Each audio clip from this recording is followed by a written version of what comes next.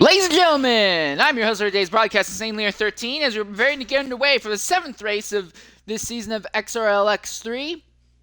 As we're preparing to get underway here at Monaco. It will be a relatively small field today, so qualifying will likely be over and done quickly.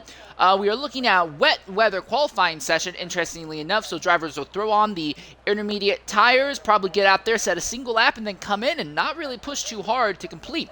Big question today is going to be how many people are going to be able to survive. With this few drivers running on track today, the biggest question is just going to be survival, because if you can make it to the end of the race, you're pretty much guaranteed to walk out here with a respectable amount of points today.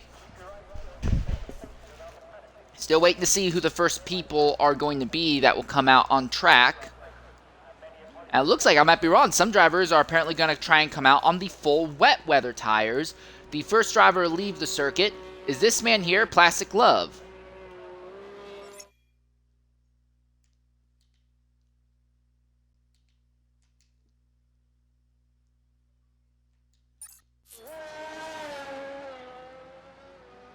Now Zach F1 and the Haas is coming out on track a little bit farther back in the field.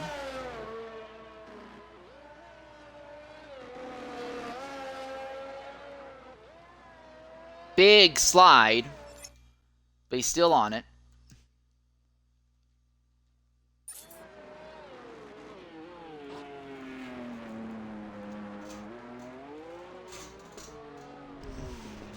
Actually, the Haas seems to be closing in just a bit. Love seems to be having a little bit of trouble keeping rear grip in the tires right now.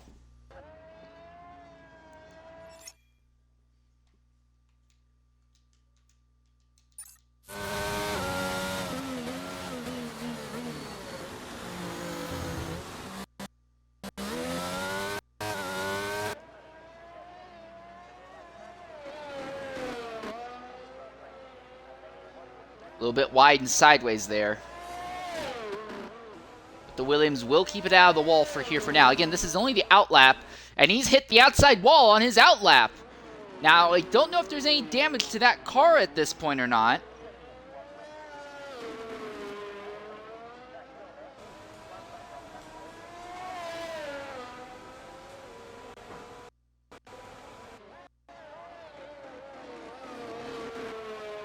But he is going to keep going for it anyway, as he now has begained his flying lap. About half of the field is either on a lap or in a flyer, and there has been someone who has gone around, and Zach F1 has hit Gulminator. Gulminator had a crash in the start of his lap. Zach F1 had nowhere to go, went right into him, and there is a track blockage coming right out of Zandvoort. Zach now has to wield his damaged Haas all the way around the circuit, and Gulminator, the car is completely destroyed.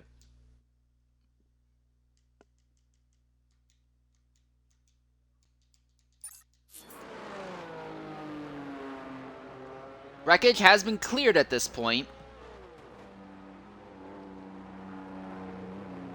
The good news for Zach is that no one else is closing in on him from behind. And Plastic Love has had an accident coming out of the tunnel. He's not quite to the Noville chicane, but he has had an accident coming out of the tunnel and hit the wall. And the entire front wing has gone off of his car. And now Mantic Meerkat has been disqualified for parking or blocking the pit lane exit.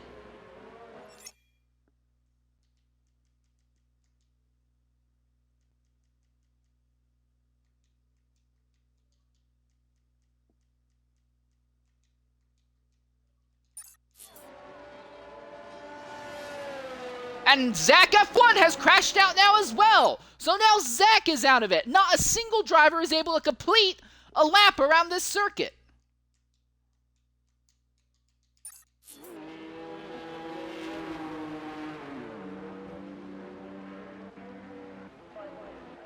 Alright, and coming to the party right now is Gulminator.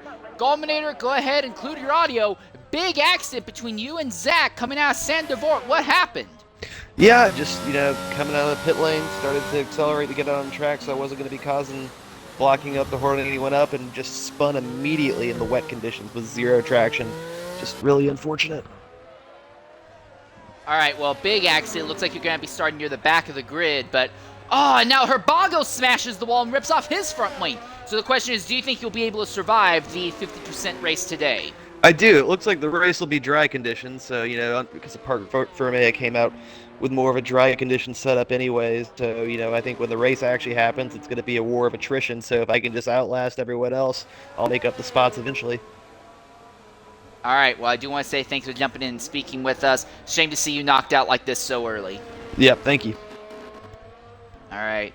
Well, Herbago, with that damaged, destroyed front wing, decided to stay on track. He says it's more fruitful to stay on track with a damaged front wing than it is to run without. It reminds me a bit of in the early 80s that some teams, I remember the Brabham team would come here. Not the Brabham team, they were the green team. I don't remember them right now. But they would show up sometimes with absolutely no front wing whatsoever here, and nearly won Monaco in 1982 with a car that was set up to have no front wing. Now, obviously, you can't really get away with that nowadays because of the significantly different aerodynamic profile of the cars, but it does seem like Herbago understands what he's going for. Constant Jet in the middle of a lap right now in his Red Bull, as is AK Herbie in the Mercedes. Zola also in the middle of an outlap. And I think we're going to see a lot of scenarios of drivers just getting out there, saying a lap as quickly as they can, doesn't matter what the lap is, and then immediately come into the pits. Only 13 drivers right now, so everyone's guaranteed to make it out of Q1. And honestly, I wouldn't be surprised if we saw drivers just not even bother trying to make it out of Q2 because they'd rather just have extra tires to throw on the cars anytime they do damage their cars in the race, because we are anticipating a lot of damage and destroyed front wings in today's event. And Collie Boy retires in the pit lane after staying a lap. Herbie now goes second, 129.441.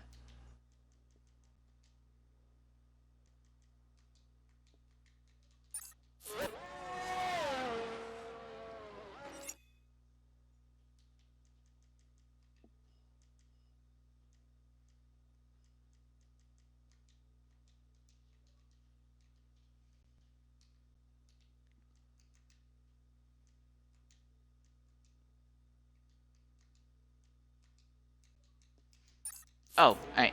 Hey, Peasy, can you hear me? Peasy, can you hear me? He may not be here right now. Zola currently in the middle of his lap, and there has been a driver that has had an accident. Or not an accident, but pulled off the circuit. That's Boothie in the Alpine there. He's gotten going since. Classic Love in the middle of a lap right now. Him and Zola the only drivers in the middle of laps at this moment. Flavor has come out on track as well.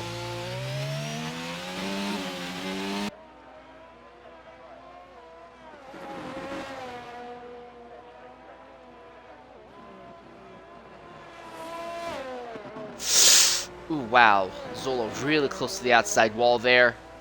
But he's keeping it off the walls right now. Coming to the final corner.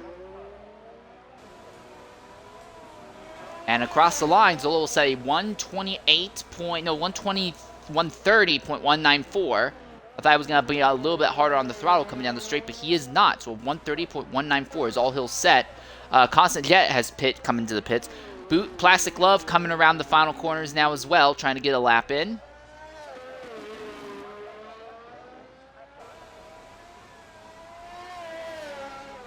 And at the line, Love will set a 127.657. Immediately invalidate the following lap, but he does not care about that. Flavor in the middle of his flyer.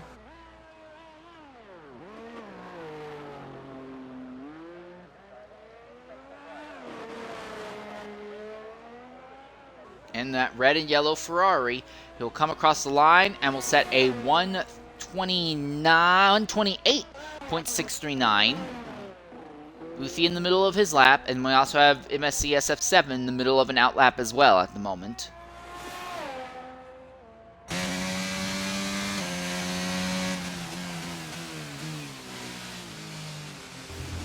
Through the Novell chicane. Big slide for Boothie, but he keeps it together.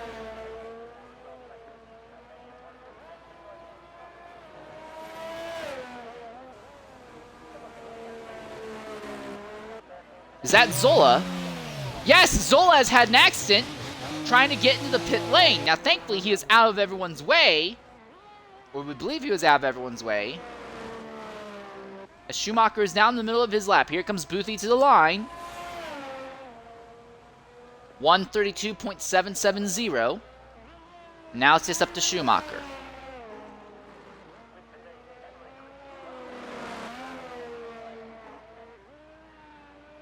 Wow, you can see he's really throwing it and tossing it in these cars. He's probably the most aggressive chasing the car around the track of everyone we've seen thus far.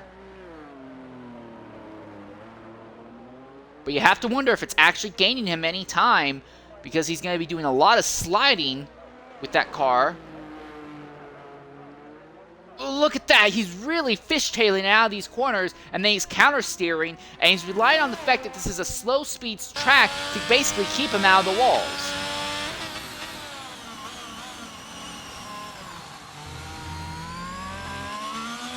Very slow and ginger through the Novell chicane. He's trying so hard to just make sure this lap is legal and counts. Fastest corner on the track there. He's still keeping it out of the wall. Schumacher putting together a heck of a setup, but he's really sliding through these corners. I don't think he has anything close to a wet weather setup on. He's still barely keeping it out of the walls. I don't know how he's doing it. It seems like every second that goes by, you can't tell if he's going to go at the rear or the front. It's not going to be a fast lap, but it will definitely be one of the most impressive ones we've seen thus far. Schumacher, with a very slow time, but a very interesting lap, will set a 134.598, and that will be the entire field. That was fun to watch, but also incredibly scary.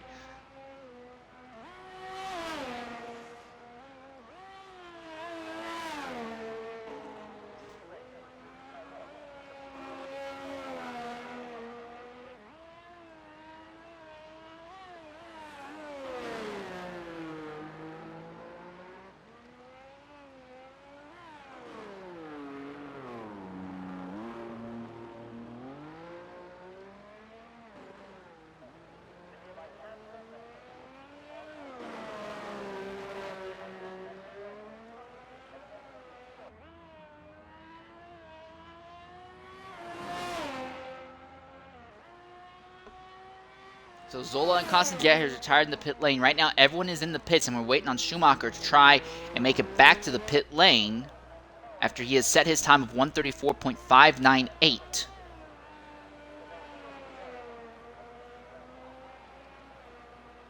Actually, he's up by a quarter of a second right now. Ooh, this is a nice camera angle.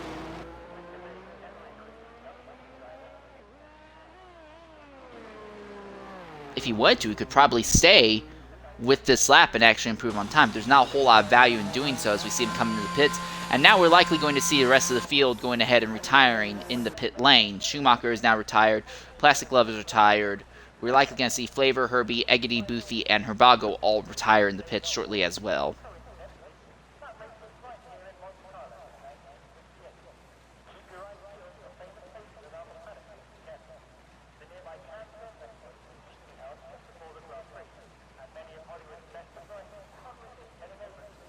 So we'll likely see an early into Q1 here, and with only 10 drivers advancing into Q2 by the looks of it, this should be a very simple, very quick Q2 as well. Not a whole lot on the line in the first round of qualifying, just get a lap in, but considering how wet the circuit is, that's proved to be very difficult to do.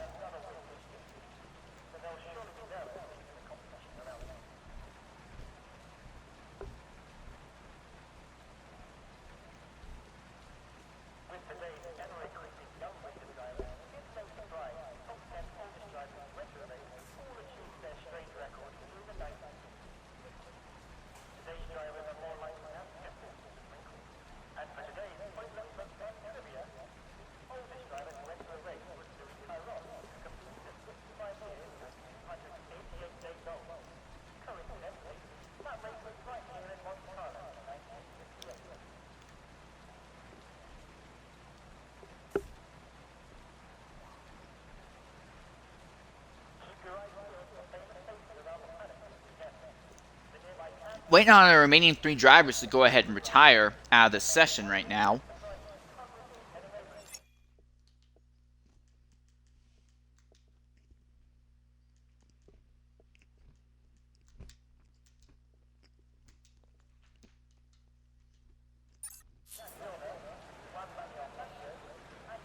as everyone who is here has already gone ahead and set their laps or has crashed out or been disqualified. All right, coming to the party right now is Schumacher SF7. Schumacher, go ahead, include your audio. We are following you on that lap. That was a very, very intense and scary lap. Although it was the slowest thus far, it was also the most intense. You seem to be trying to walk a fine line, keeping both the ass of the car and the nose of the car out of the walls. What's the conditions like out there? It's standing water. Then you come out of the tunnel, which is dry, into another wet condition. And yeah, it's not nice at all to drive, if I'm honest. Really not. All right. So 10 drivers have advanced into Q2, so all 10 of you are basically guaranteed into Q3 as well. What's the strategy for you going into Q2? Just go out there and survive again, or are you going to try and find a little bit more speed? Because right now, you're more than a second slower than the next slowest person on track. I did have quite a lot of fuel on board that lap. So I was heavy. Hence, probably why the car was dancing around. But I have got a dry setup on, so... Because it's dry, it's only 10% chance of rain in the race. So I've got dry setup on. So that would probably explain why it's fish-tailing a bit. Even though I'd use max downforce anyway. All right, one last question now. I'll go ahead and let you go as we see the final results now. Eggity is finally retired. Yep. Wet weather qualifying, this means that you aren't going to have any softs already burned up. You'll have full, fresh tires in mediums, hards, and softs category.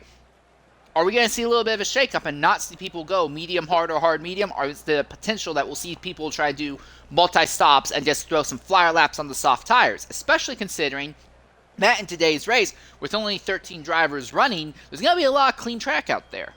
Track position's king around here. You can be as slow as you want, but if you have track position, you're in the money. So expect people to go on the harder compound to keep track position for as long as possible and wait on instance. That's what I'm going to say. All right. Well, thanks for jumping in and talking with us. Hopefully, if we talk to you again, it will be at the end of the race itself. See you soon, man. Good job out there. Hopefully, go a little bit faster in Q2. Thank you. Bye. All right. So now we begin to get ready for the next round here of qualifying. Again, 10 drivers, all 10 of them are guaranteed to advance into the next round, and we're likely going to see drivers throw on the exact same set of wet weather tires they already had on, because they will already have a little bit of wear on them. Call Boy, who was the fastest in qualifying session 1, is the first driver to get on track here in qualifying session 2. Big puddle of water right there, coming out of pit lane.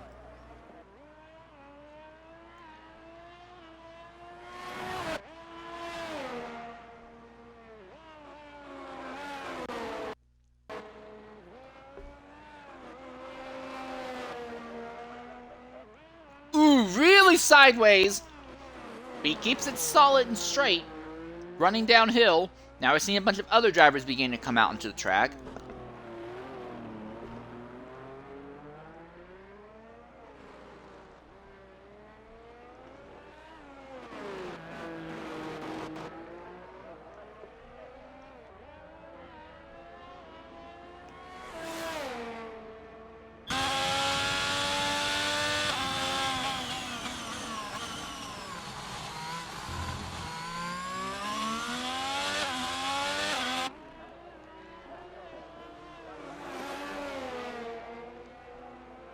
In fact, at this point, it looks like 7 of our 10 drivers are out onto the circuit.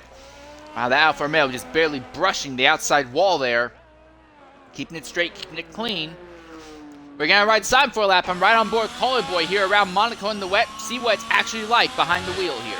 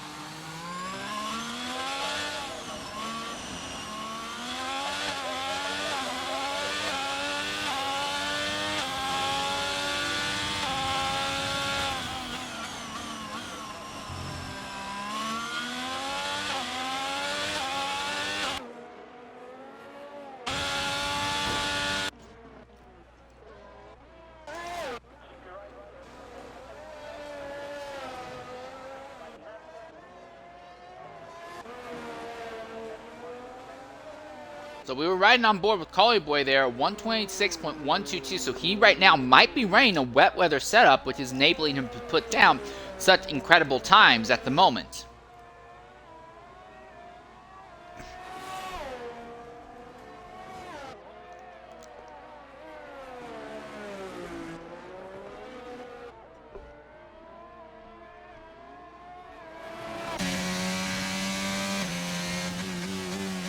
Plastic Glove is in the same range of Collie Boy though, 126.501.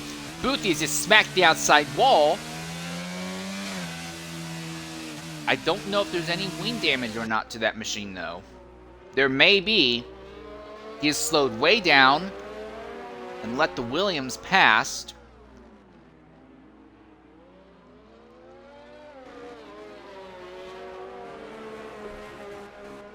Eggedy now crosses the line. He'll say 130.392.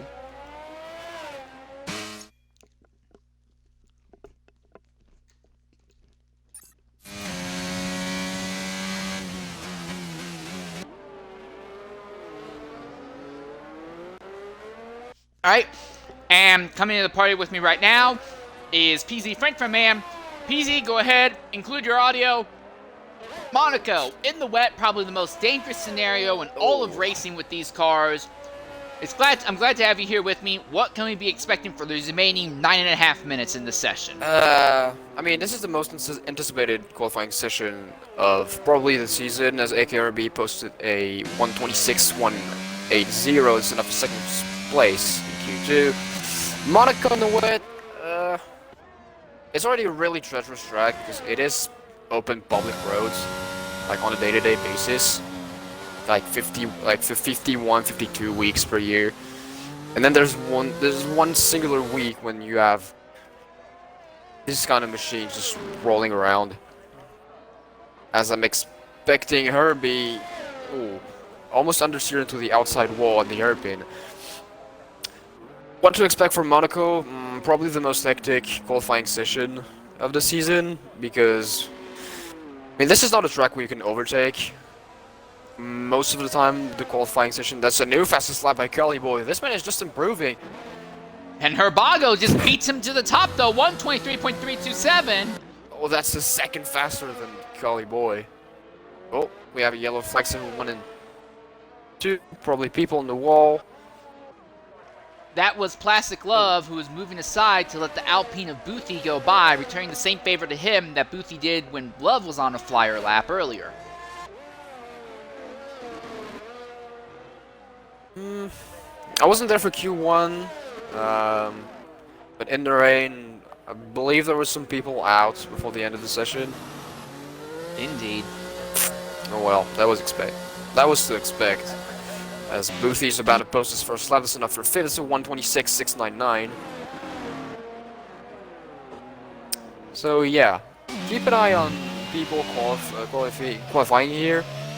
As well, watch an eye on Constant Jet. Jet has swapped off of the wet weather tires and has gone on to intermediates. Now I think he's aborted out of this lap, but I think he's going to try and go for an absolute flyer here because the rain has pretty much stopped and the track is slowly drying up.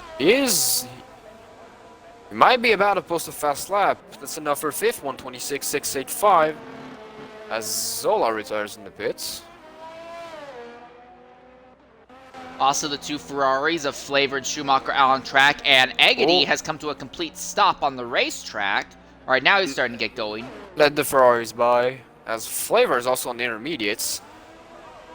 And is about to post, I'd say 124? Yes, it is, 124.290. That's enough for second spot. As his teammate Schumacher goes a tad bit faster, 123.570. But this says a lot about Herbago because he set his fastest lap on the wet weather tires. It's likely that McLaren driver might be able to steal a pole position here. Once we get into final qualifying, that is. Count also the fact that because this is a wet track, the F1 cars tends to use a lot less of ERS, especially in Monaco where it's mostly turn in, and not much, not really big straightaways except for the one in the tunnel. And the start finish line, maybe the uphill section to the casino square. Because Because you're Well, sorry, even at that, Master. that you do bring up a good point about the tunnel, though, because the rain, is only going to fall where there's nothing over the track. That entire tunnel section stays completely dry, or near completely dry, outside of small tracts of water entering it. So that causes a lot of issues for drivers on the wet or the intermediate tires because the tires just simply don't have the grip. Well, comes to the fact, because the track is wet, the track is cold. And the tunnel section might be the only section where the track is, well, at least dry, but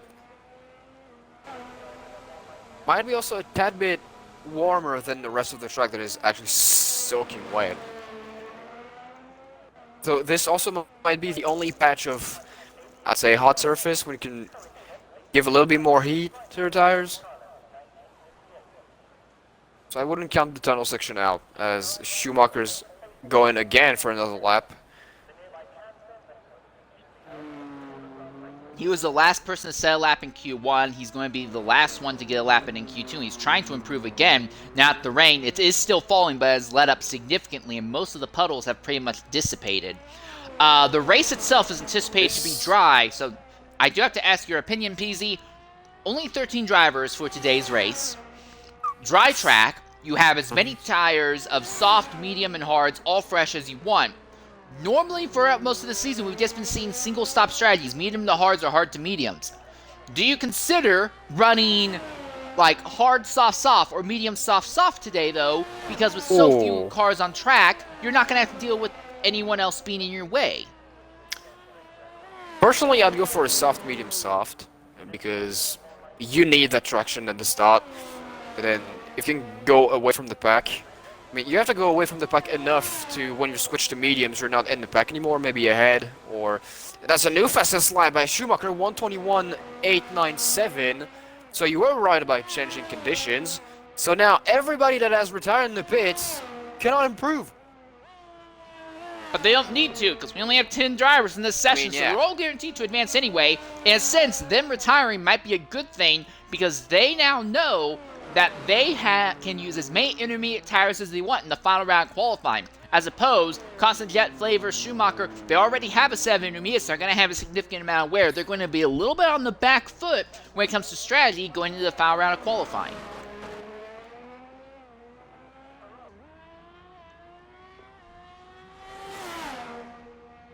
So 13 people. Yeah, I'd go for soft, medium, soft. Go as fast as you can on your first stint with the softs to go away from the pack as much as you can. Then switch to mediums and hopefully be away from the pack again. And then final stint on soft. I'd say to assert dominance or not, not to get caught up with people on. Oh, slight tap of the back wheel at the Rascas. Yeah, and yeah, Schumacher, I think, is content with that 21. No one else is even in the 22s, let alone the 21, so he has definitely gone out there and sent the message that he wanted to. As Boothie retires, and there's only the Ferraris yet to retire. 2 minutes and a half. Flavor just retired. We just need probably Schumacher to retire, and then what will happen? We'll be stuck for 2 minutes. Talking about nothing and anything. Nope, we'll automatically cut through the 2 minutes and go right into Q3. Thank God, at least they did that right. But yeah, there's your results. Big thing regarding the changing the drying out of the track conditions. Drivers like Zola and Egedy, 6 seconds, or nearly 6 seconds in Zola's case, off of Schumacher's time. But really, no one really touched Schumacher's time because he just stayed out so much longer on the intermediate tires, really got a feel for that track. Also, Schumacher put a lot more fuel in his car in his run in the last session and this session than everyone else. So he has a lot more weight on the car. He's almost handicapping himself right now. And he's still 2 seconds up on just a swap from wets to intermediates. I think Schumacher might not be a contender for pole position, but I think top 2 rows is pretty much a lock-in for him, assuming he doesn't stuff it into a wall. That is the big risk around Monaco.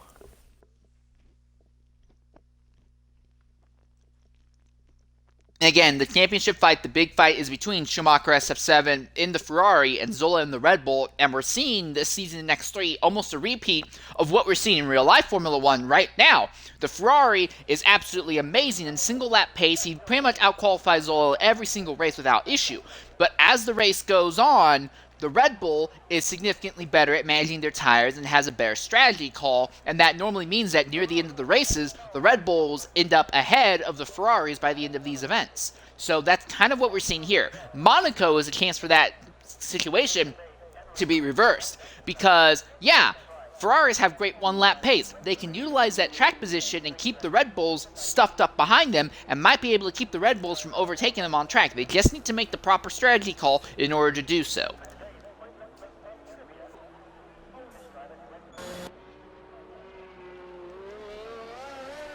I really hope for Schumacher and Flavor that they're not cursed with the... I mean, they do not... I really wish for them to not have the curse of the Red Clowns.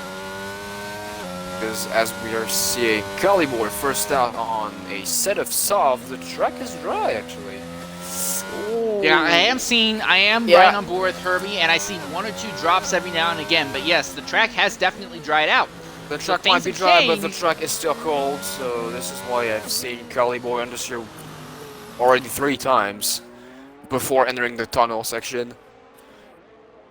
Yeah, this is not going to be an easy final round qualifying, because you basically have 10.5 minutes for drivers to get the track rubbered up. Getting out onto the circuit as late as possible to get your lap in is going to be extremely important. And this is where you see cars understeering in the walls. The track might be dry, but the track is still cold, and people are down here on softs, slicks. Half of the time, this is a recipe for disaster. So expect people to be out if the track does not heat up a little bit.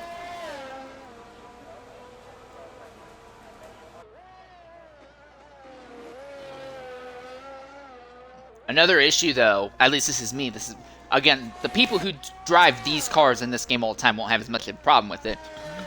But the braking balance on the cars, the most rearward you can set is a 50-50 balance. In general, these cars are very front brake heavy. That means you can't really trail brake. You can't just kind of be laying on the brake and kind of brake guiding the car through the corners.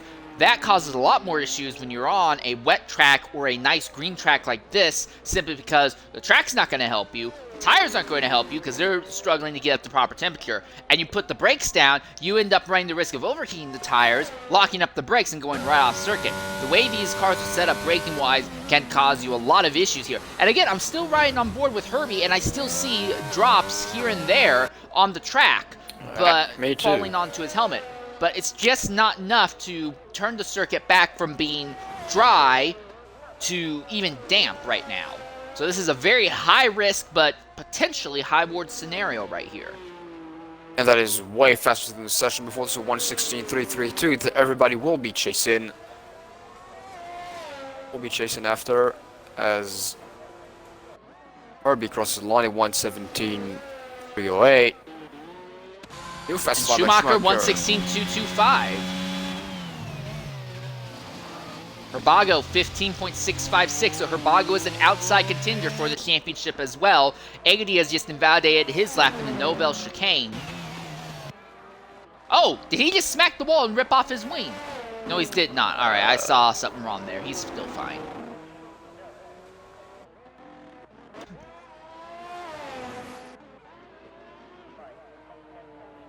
DRS has now been enabled, so we're going to see those fast lap times continue to get even faster now. That means not only the track is drying, but it's not raining anymore. Constant Jet in the middle of a lap right now as he comes down through the hairpin, one of the most iconic corners in all of, not just Formula 1, but all of racing.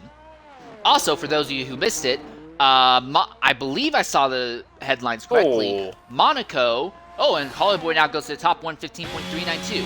Monaco has gone ahead and re-signed with Formula One for another 3 years at the circuit. So we Ooh. are guaranteed to continue to see Monaco until the end RB of the improved. New current fastest lap. regs. Schumacher hammers it on 1:15.254. Here comes Flavor to the line to begin his lap, and behind him is going to be Constant Jet. Jet will be the 5th driver to try and set a time here. And Jet's had the advantage of starting this lap and ending this lap with the DRS, so this should be a respectable time as well. It'll be not as good as we were hoping though, 1:18.174, so he is struggling in that Red Bull right now for 1 lap pace. So yeah, Monaco did resign, but who will be in charge of the TV retransmission? I would hope not the ACM or the FIA? Really wish it would. I would hope it would be the FIA, because Yeah, the me too. Principality of Monaco, which has been doing most of the TV direction for the broadcast here, has been, Garbage. let's at just most. say lacking. New fastest plastic glove out of nowhere, 1:15.075. Incredible time. Now we know that Williams is fast, and in Q1 he had an accident coming out of the corner. Didn't total the car, thankfully, but he had an accident coming out of the corner because the car was so bleeding edge fast in the dry that when it came to the wet, he totally lost traction. Now that the entire track is dry, he's really lighting the car up around here.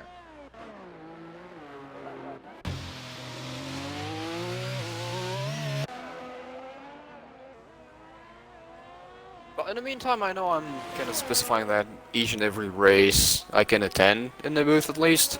But right around here, people on steering wheel will also have a non-negligible advantage.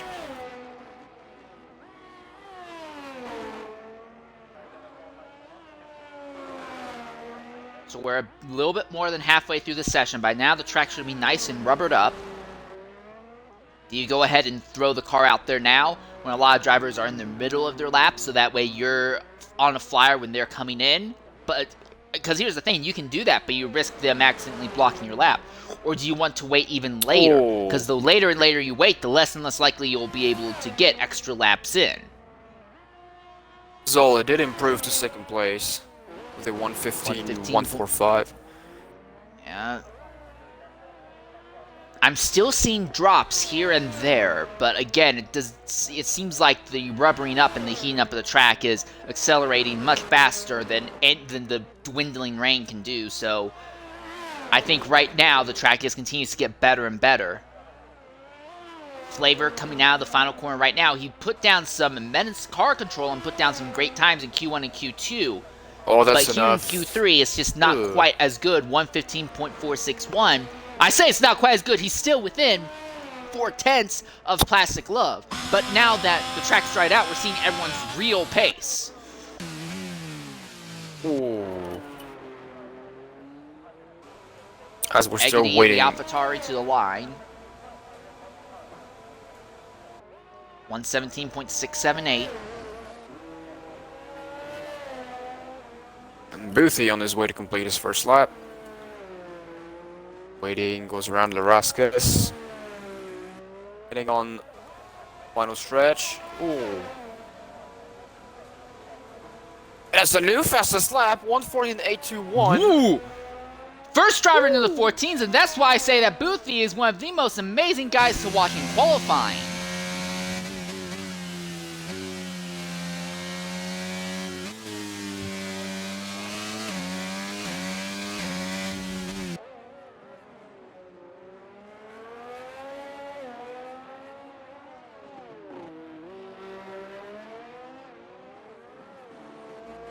So Boothie now at the top. So it is a 4-man fight by the looks of it between Boothie, Love, Zola, and an outside chance by Schumacher to try to get a lap. As I say that, Schumacher is coming out onto the circuit right now. Plastic Love is already on circuit on an out lap with less than 3 minutes left. What you could do is you could fill the car up with a little bit extra fuel and go really hard. The soft tires aren't going to fall off incredibly rough here because of how quick the lap goes by here, and you're not really putting a whole lot of load on the tires around most of the corners here, considering that they're very, very slow. Mere mechanical grip will get you around these corners without the aerodynamics putting the extra pressure on the tires as well. Oh, sector 3. Oh, Boothie has crashed in the corner right before pit in. So that incredible lap came at a bit of a price. Herbie is up 2 seconds on his own lap time. We might see a 113. That would be incredible if he could keep it together. Out of the final corner. Yeah, it's the new fastest lap. Oh, it's coming. It's going to be a 113. Yes, it is. Oh, my goodness. Very nearly a 112. 113.098 in the Mercedes. The track is at its absolute peak performance right now. Ah, miraculous. Wonderful. Plastic Glove now coming across the line. 115.075. Did he just replicate his own lap time? He did, I believe. Schumacher now began his lap. Zola in the middle of an outlap, but he seems to be struggling a bit right now on this outlap, trying to get the tires up to temperature. Because that's the counterpoint. This track is so small and so quickly done, it can be a little bit troublesome to get those tires up to proper operating temperature around here. Eddie out of nowhere. Eddie, second, 114.775. Here comes Zola to the line, 115.145, so he's up by over 2 seconds. Concentrate up a second Zola and a half. invalidates his next lap. Herbago has just nearly smashed the wall, but he's going to cross the line 115.656. Collie boy! Collie boy, back to the top, 112. We are now in the 12s with a 112.375, and we have just a minute left in the session. The track is alive. And now, Constant Jet is already, in just the first sector alone, Constant Jet is up by nearly a 2/3 of a second. Out. Boothie retires in the pits. He says, look, I'm not going to go any faster. And the AlphaTauri of Egedy has had an instant coming into the tunnel. He is nearly out of fuel. Schumacher on the home stretch. 111. Top 112.142. And now here comes his teammate Flavor. Flavor. Oh. To the line for the second Ferrari. It's just not as well there. Flavor seems to be struggling as the lap times are picking up. That lap was only a 118. Here comes the Red Bull, though. Zola has invalidated this lap, but he'll make it to the line in time to get one more shot at this. That invalid lap goes up by half a second. Costa just spun after Arascas. He's in the front of the entry pits. And that will likely lock him into a 10th place spot. Herbago, 111s, 111.977.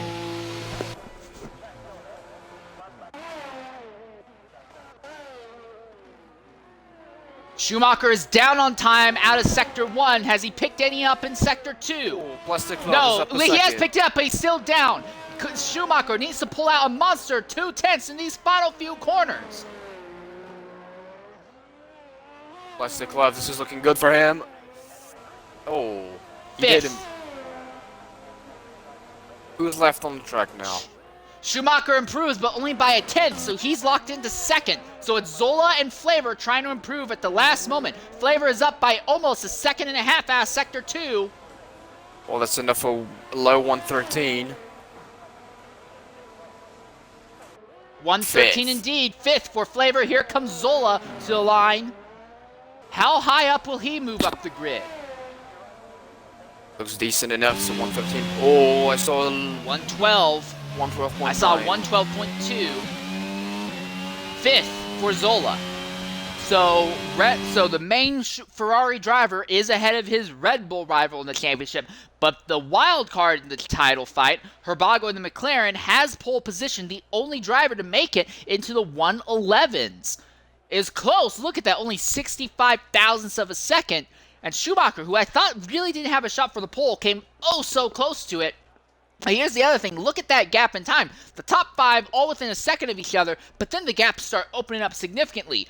Flavor well over a second off the top times. Plastic Glove over 2 seconds. Egedy over 2 3/4 of a second, as is Boothie. Constant Jet nearly 4 seconds off. Now in Jet's defense though, he did crash on his final flying lap, so he probably should be a little bit faster. But this is going to be really, really frustrating for the Red Bull team as they're trying to go for both driver and manufacturer's championship.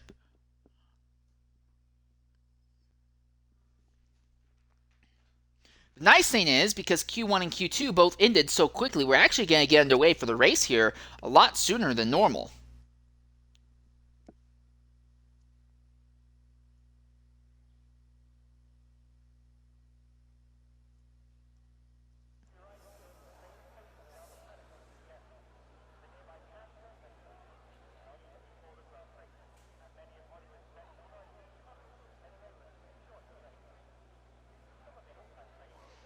All right, so now we stand by and we wait. So real quickly, we're going to go ahead and bring up the championship as it stands right now and try to catch you up with how everything is. Let me pull up the points as they are, see where we are. And after Spain, this is what it looks like manufacturer-wise. 10th is the Williams with only 18 points. There's a tie for 8th between AlphaTauri and Alfa Romeo. They're at 24 points even. There's a tie for 6th between Mercedes and Aston Martin. They're at 39 points even. Fifth is McLaren with 60 points. 4th is Alpine with 69. Nice. 3rd is Red Bull with 70. 2nd is Ferrari with 85. Haas, although they only have Fratters driving for them, is still leading with 90 points because they had all those extra points earned earlier in the season by Gusty when he was still here. Now we come to the Drivers' Championship.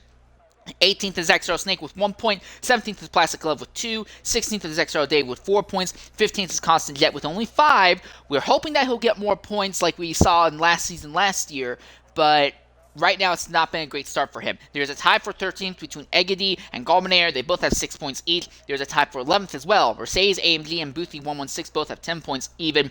10th is Ocean Line with 16 points. There's a tie for 8th between Collie Boy and XO Flavor. They both have 20 points each. 7th is CJ Hurricane with 21 points. 6th is Friars with 24. 5th, Herbago with 27 points. 4th is Mantic Meerkat with 33. 3rd is AK Herbie with 38. And in the Drivers' Championship is a dead tie. XRL Zola, who won last week's race after the actual winner got disqualified. Zola is at a tie on the top with Schumacher, 65 points even. So, this race very, very influential because Zola has been having a slow upward trajectory. Schumacher's just kind of been staying consistent. If Schumacher can go ahead and get the grasp over Zola, it may work in his favor. Again, Schumacher, he's one of the veterans in X3. He helped get a title for the Ferrari, a double title for a Ferrari team back in the first full season of 21. Then the truncated season of 22, he was a title contender until he had to miss the final few races, and that took him out of it. He knows what it takes to drive well here in X3. The counterpoint, Zola has won almost every single dev title when we still gave out dev titles. He's won all but one dev title, has won all of the manufacturers' titles in dev. He has not won a driver's championship in X2, but he has been the supporting driver helping teammates get driver's titles in X2 and has won manufacturer titles in X2. And I always bring this up. You know the meme about General Zhukov out of this old Soviet Union having just medals all over his chest. That's Zola. That is what Schumacher is going up against here. Zola has experience winning driver's titles, but it's against weaker fields. But he has much more experience, though, than Schumacher. It's a very interesting scenario. And then you look at the way they've been performing on the track. Schumacher has been faster over single lap pace, and he's really, really good at managing tires. Zola, though, has had slightly better strategy calls. And I do mean slightly, but that's been enough.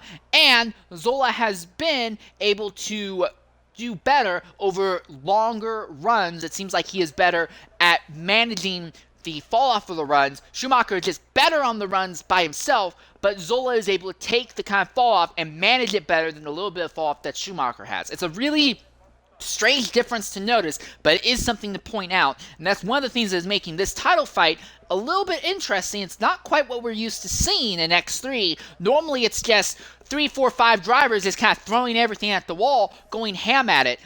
We don't really see this kind of managed, relying on your strengths and capitalizing on the weakness fight that we normally see here in X3. That's more of an X2 or an X1 thing.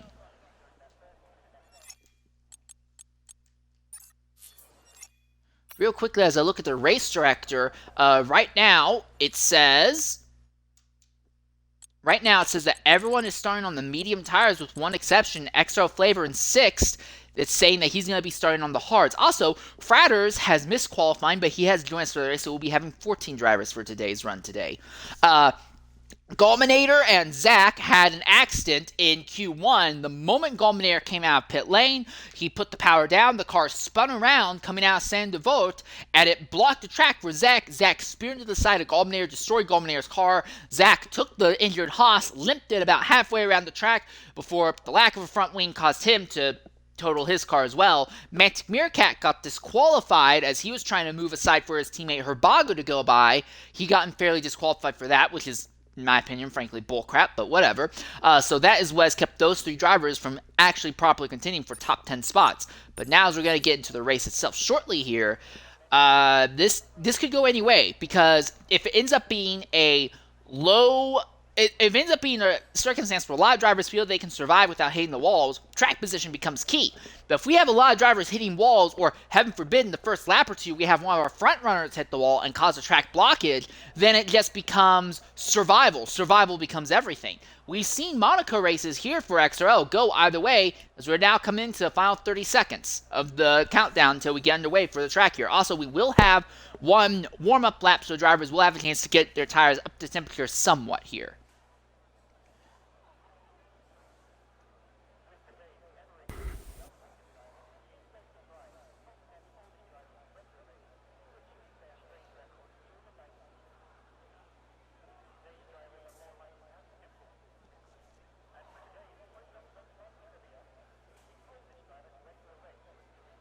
I always get so excited to watch a Monaco race get underway. And here we are. Here's our first warm-up lap.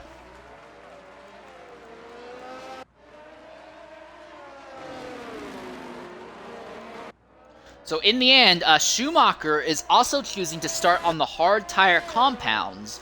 So I guess in the end, the final call is still going to be by a lot of the field to go medium hards or hard mediums potentially. I still think we're probably going to see somebody go ahead and do medium soft soft. Probably someone a little bit farther back in the field who has nothing to lose. But right now, it seems like starting on harder compound rubber is the way to go for most of the grid.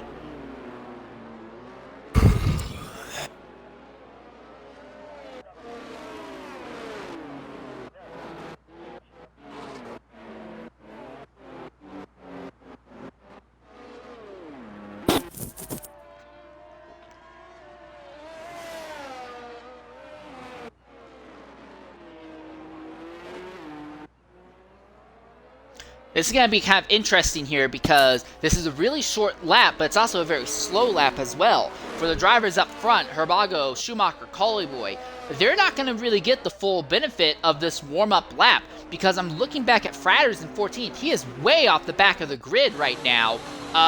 When he finally does catch up, the leaders, they're going to be on the starting grid for, several seconds, long enough for a lot of the heat they've built up in the tires to leak out again. This warm-up lap, it does help everyone, but it helps the drivers near the back of the grid significantly more than the drivers in the front. Well, that's always been the case. But I do believe they have to respect some kind of either time delta or distance between each drivers, as such scenario wouldn't be happening. But Plastic Glove disqualified. Yeah, those disqualifieds won't count for anything, though. It gets reset once they start the race itself. Riding on board with Colliboy as we see the lights. 4 lights, 5 lights. It's lights out, away we go here, the Principality of Monaco. And the question is, who's going to do some heroics in San Devon? Colliboy is going to go for it. He shoots to the inside, side by side with the Ferrari. Can't make it by. They're side by side at the back of the field. And there's been an AlphaTauri. And that is going to cause a blockage as Agony blocks Golminator, Zach, and Constant Jet as well. Fratters goes from 14th to 10th at the start of the grid. Herbago already has opened up a more than 1 second gap on the rest of the field. Colliboy is aggressive on the rear wing of Schumacher around here now. Zach goes to the inside of Golminator, and the Haas and the Alpine both spear themselves into the wall. They had nowhere to go. Zach needs to get moving fast. He finally gets moving, but now Zach has fallen to dead last.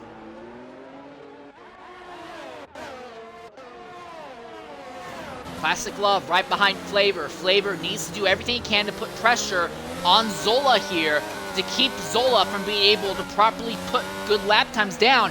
But it seems like Flavor might not be up to the task. He is losing touch with Zola rapidly. The gaps in the field have opened up significantly, over 1 second between Herbago and Schumacher. We're looking, and Egedy has had another instant farther back. He's able to keep it going, but he has now fallen 3 seconds off of Golminator, as Golminator is now trying to close back in on the Red Bull of Constant Jet. Herbago, 120.579 for initial lap. Egedy, another incident. I think there may be something wrong with that AlphaTauri that we can't see. Somehow it's insane to vote. Meerkat and Boothie side by side. They're still side by side. Someone has to back out and come into the casino, and it will be Boothie. And now here comes Fratters. He wants to join into the fray. He's going to feel confident about this. Yes, Eggity had something wrong with the car. He has come in. He's throwing on soft tires. Zach in 13th is throwing on hards. He's going to try and run, not to the end of the race, but through a significant chunk of this race now.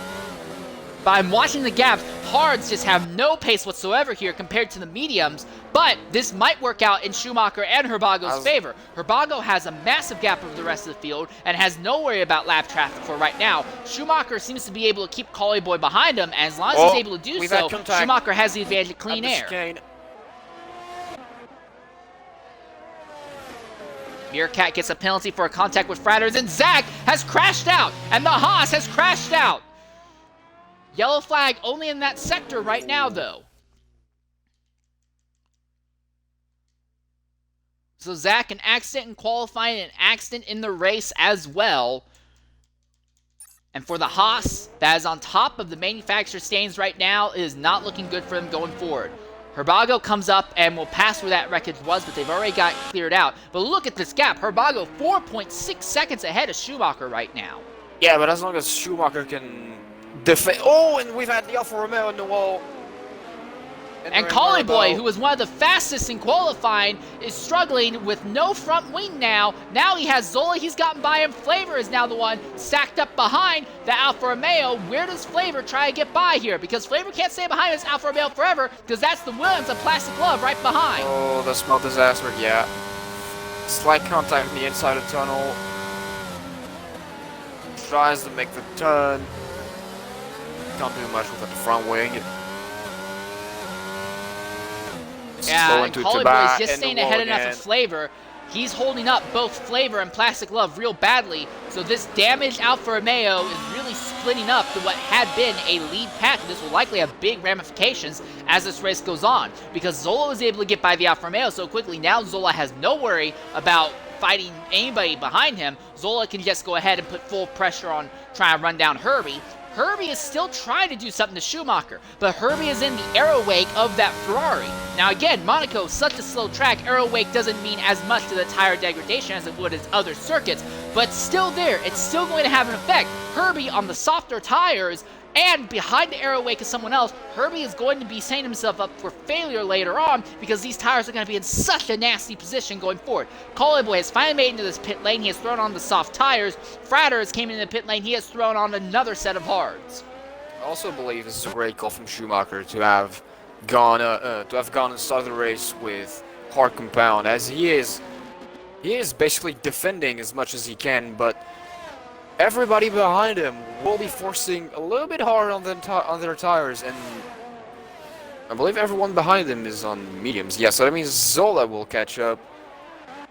And so, if you understand the strategy of the Ferrari in front of you, maybe you won't try to overtake or be as aggressive and just basically follow him to conserve tires.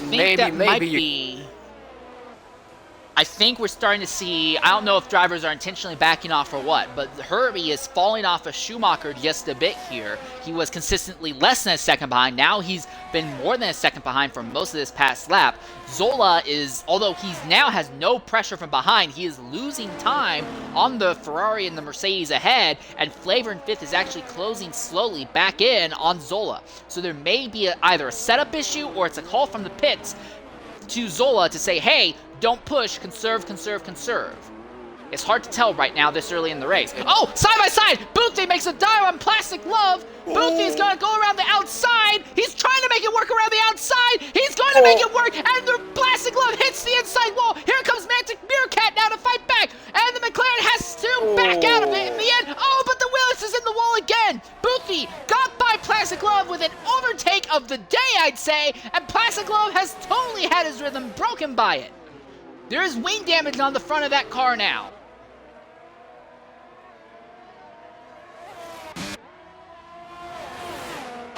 There's another fight for 9th, 10th, and 11th. Constant Jet holding off Galminator and Collie Boy. Oh, wow. Oh, dear. Collie goes right into the back of Galminator.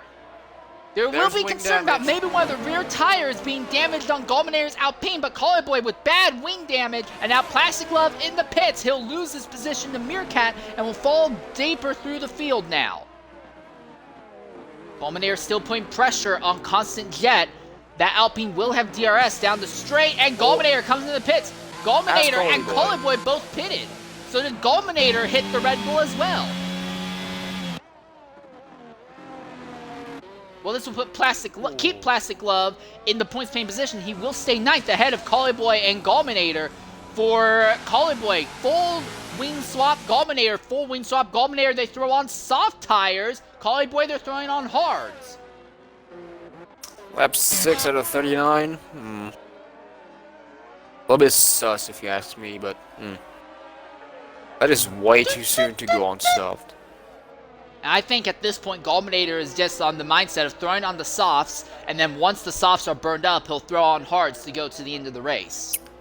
Because I can see a strategy pattern at the Scuderia Ferrari, as both drivers are on hard tires, and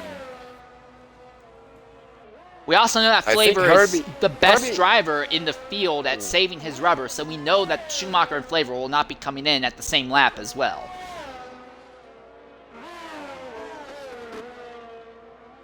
Most of the gaps in the field have now opened up quite a bit, and the big thing to take note of, Herbago leading by 8.8 seconds. So Herbago absolutely in a class of his own, and yes, the fact that he has clean air and softer tires is helping, but he's been basically pulling away by over a second a lap throughout most of this event. I don't think anyone's catching Herbago unless there ends up being a pit lane mishap between himself and Meerkat. yeah, and be careful about lapping traffic as well. Gulminator has had an incident on those soft tires. He overstressed them coming into the last two corners and basically came to a total stop, and Eggity snuck by. Here's the other thing I watched, though. Look at what everyone's fuel numbers are at. Right now, as I'm looking down the grid, Eggity does not have the fuel to make it to the end of this race, but as I look throughout the rest of the field, I think everyone is good on fuel right now. I'm going to go ahead and try to ride on board and try to read what it says on everyone's dashes. It says that Herbago is up by about half of a lap. Schumacher is up by about 2 laps. So Schumacher, I think they just overfilled that card and said, hey, go hard, go full beans throughout the race. Herbie is up by over 3 laps. Zola is up by... I can't read what it says on Zola's telemetry on his wheel right there. It looks like 3 laps. Flavor, who has now caught Zola, he is right behind that Red Bull. It says that he is up, but only by about, what is that, 4/10 of a lap?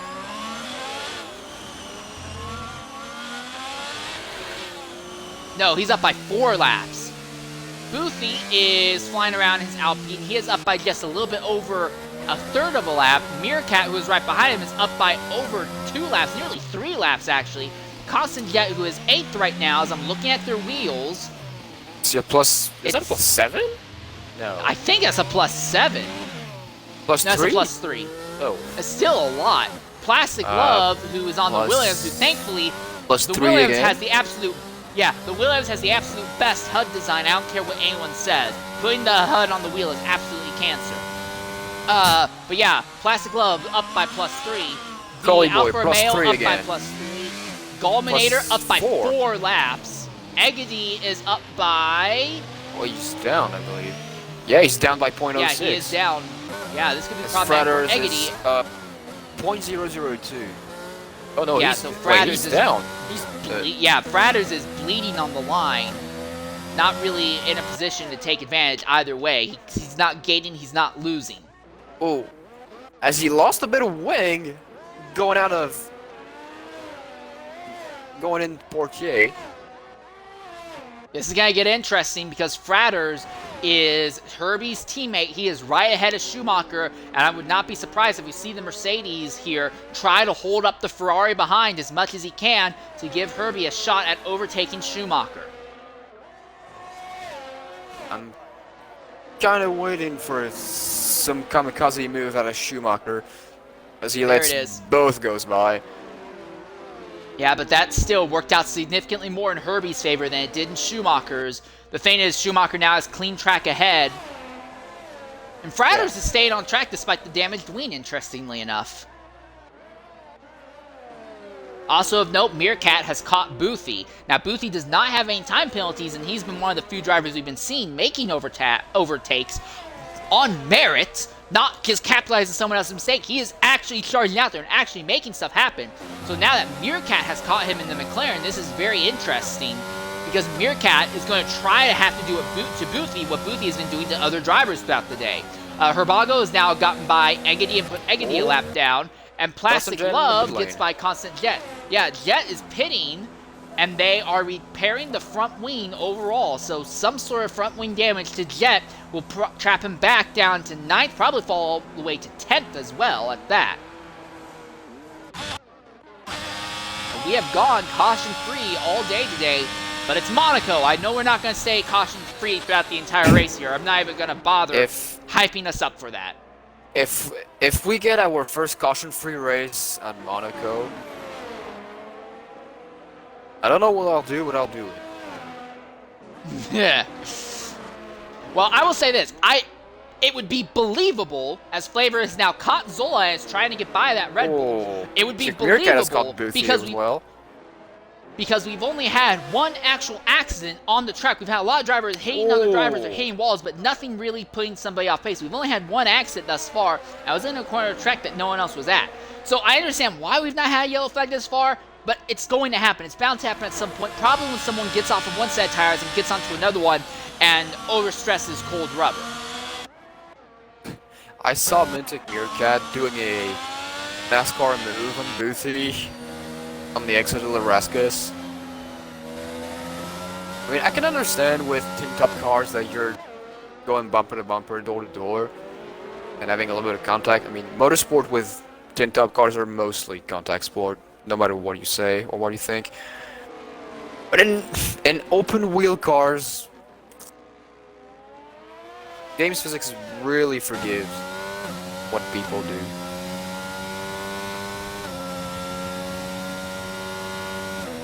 But of course, I don't think we're in simulation damage. Yes, Which would... Well, it's slightly reduced, but there's no real wing damage. Simulation damage would be an absolute nightmare around here. Yeah, because I don't think you can repair rear wing damage in this game either. So not even in real life. I mean, you don't go around. You can. No, you can take off entire rear wings, can't you? Not during races. I mean, I've never seen a car going back to the pits without a rear wing and then going back out with a new one. I mean, there's a whole DRS system in it now, so I don't think that's possible. And yet I've never seen a car losing a rear wing and then going back out again. Most of the time, if a car has lost its rear wing, it's mostly because the back end of the car is buried deep into a tire wall. Fair enough, but at the same time, I'm just gonna say they do it in America. It doesn't happen often, but I've seen it happen in America. So. On what? On IndyCar? Yeah. It doesn't happen a lot, but I've seen it where drivers have gotten rear wing damage. Something's gone wrong with the rears, and they remove the entire rear wing assembly and put a new one on. It doesn't happen very often, but it has happened. I don't think it would be that fast to do it, especially with the DRS system on.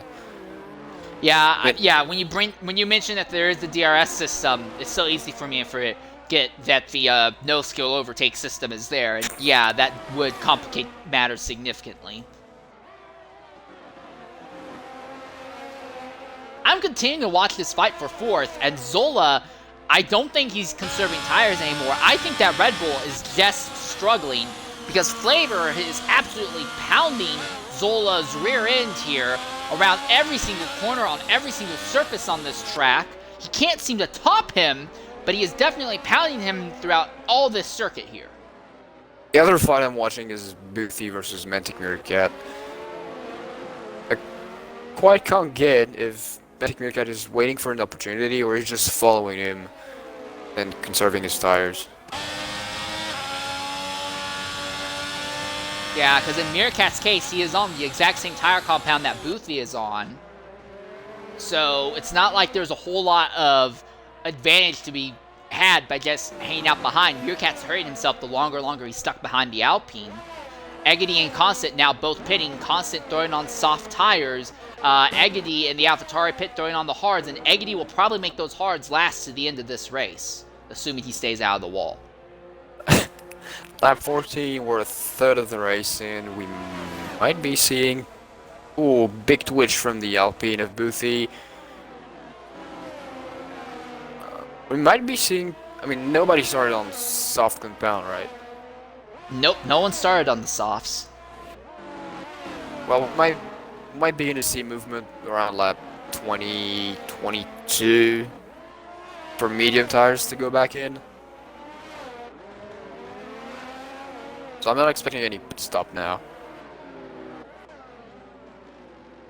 I'm still watching this fight for 4th and fight for 6th. Flavor's absolutely faster than Zola in Sector 1 and Sector 2. In Sector 3, though, particularly coming out of the final corner, Zola is just fast enough that's negating Flavor's DRS advantage, and Flavor is not taking any high-risk moves, so they're just kind of at an impasse right now. Flavor is plainly faster than the Red Bull ahead. They can't get by him. The question is now, has he noticed and is he just trying to conserve tires, or is he still trying to get around? Nah, Flavor, I don't know if Flavor is trying not. to get around or not, but Flavor is most definitely faster than the Red Bull to the extent that it's actively harming that Ferrari's run. I mean, I heard him between the pole chicane and Larascus, he was off throttle. He is just following Zola, trying to put as much pressure on him, so he can just finish his tires and go into pits earlier than expected. But I don't think he is. He is putting pressure, but he's also conserving tires as much as he can.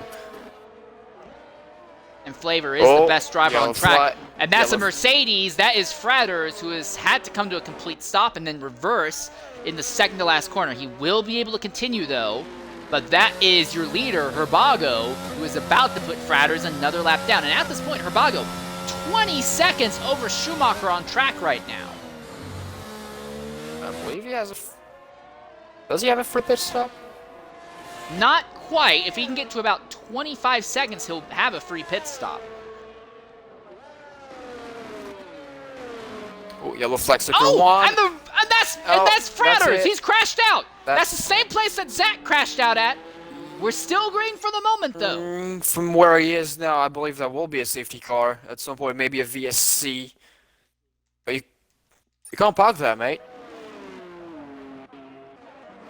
I mean, for me, he's pretty much on the racing line. There's no yellow flag. And- We stay green. And It's the same place Well, that Zach had his accident at, and I think it's the same thing. Well- Game says, hey, look, it's out of the way enough. There was only two Well, cars that had to go by him, so they stayed green. Well, watching from Zola perspective, Zach was way deeper on the outside of the turn. All right, coming into the party right now is Fratters. Fratters, welcome to the party. It's a shame to see you knocked out like this. What happened out there? I mean, it's been quite a while since I've spoke to you mid-race. It's been quite a surprise. Yeah, this is true. I actually forgot what your voice sounded like, I'm sorry to say. I don't think I've heard you once. My memory's that bad. I'm sorry. Go and say in the race, not yet this season. I'm actually really proud of myself, but every time I'm qualifying, I'm always here. But no, I mean, just slow as all bulls, you know. I'm like a bus out there. And just clip the inside wall and C&O square, and that was it. Tyre off, job done. But considering I've already hit that wall about 5 times in this race, the front suspension must be a bit weak by that point.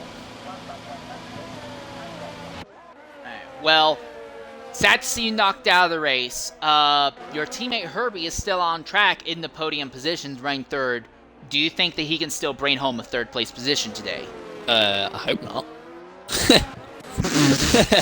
All right, the inter-team competition is strong with this one. It's because I'm normally in Haas, aren't I? So it's one of them where my teammate's already out, so you know Zach's already dead, so I'm not too bothered now. But Herbie's close to me in the standings, I think, so I'd rather he didn't score very well. If he can take Flavour out at the same time and both DNF, that'll be sweet for me. Alright, well, either way, shame to see you out like this, but thanks for jumping in and talking with us, mate. Hopefully we don't have to talk to you in the middle of the race again for the rest of the season, and if we do talk to you again, it's at the end of a race. Thanks, guys.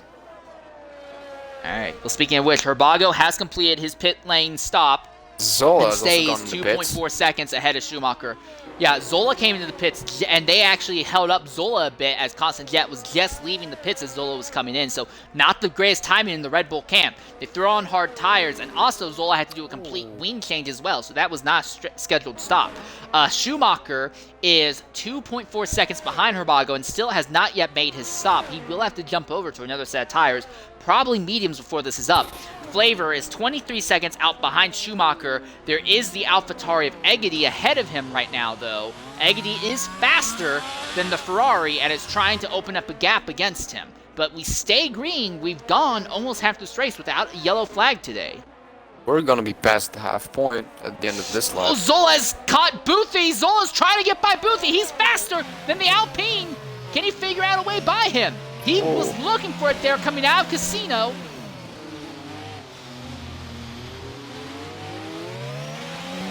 Zola using up every bit of the track. He is so aggressive that I'm seeing that he has that car so tightly sprung that's actually lifting tires off the ground because he's planting the car on the sides of the curbs. Like, he is desperate to try and figure out a way by Boothie here. But they both are accelerating at basically the same pace. Zola can't seem to get by the Alpine right now. He is close enough. He might be able to utilize DRS to get by him, but otherwise it's not looking very good for him at the moment. So one problem I will go ahead and point out is that with Egedy turning the laps that he is, we are looking at a potential that if Schumacher was to go ahead... Oh, wow! Big sideways by Boothie, and that blocked the track for a moment. He kept it straight. Zola, though, got his concentration broken, very nearly ran to the outside wall coming in the final corner. He'll use DRS to try and close back in, but now Zola has fallen more than a second out from Boothie. So Zola, one of the drivers tied in the championship coming into this race, really struggling bad today here.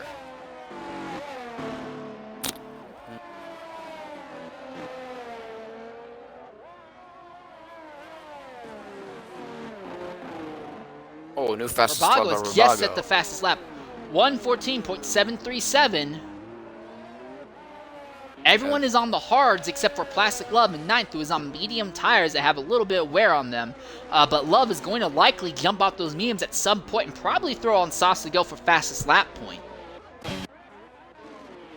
Well, this is going to be frustrating for Flavor because Flavor let Egedy by, but Egedy is not pulling away from Flavor at the rate that he wanted.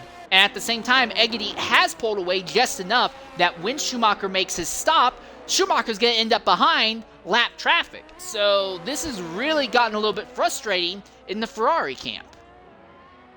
Still expecting both of them to pit at some point. Because lap 20 we're past the halfway point and they're still on their first set of tires. Which in its own right is impressive. But considering, I mean, Schumacher's in clean air, Flavor is, Flavor's the best driver in the field at...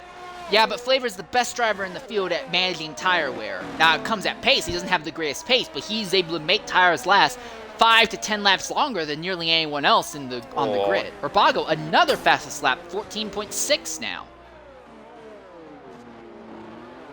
So Zola is losing touch with Boothie, and here comes Mantic Meerkat, who is now 8th, and he is now beginning to close in on the Red Bull of Zola.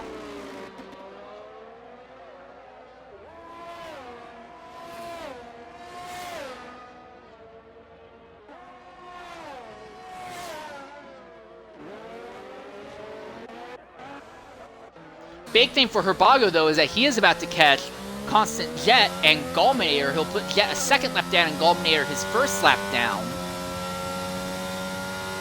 So Herbago does have some lap traffic he'll have to contend with. I don't think that'll be much of a bother. Yeah. I mean, I really do believe people around here do understand the blue flag rules and be as safe as possible, since this is the most unforgiving track on the schedule. Well, when Herbago gets by these two, he'll go back to having pretty much clean air, potentially to the end of the race, because the next driver he'll catch will be his teammate, Mantic Meerkat, and there we are. Constant Jet lets him by down the main straightaway. Gulminator still... No, that's not Gulminator. Who is that ahead? Is that Love? Yeah, it's Plastic Love. I'm sorry. It'll be Plastic Love who is in 9th. And Love will likely have to pit sooner rather than later, so he just might pit to clear the track for Herbago instead. So yeah, I think for Herbago, his this win is basically guaranteed for him.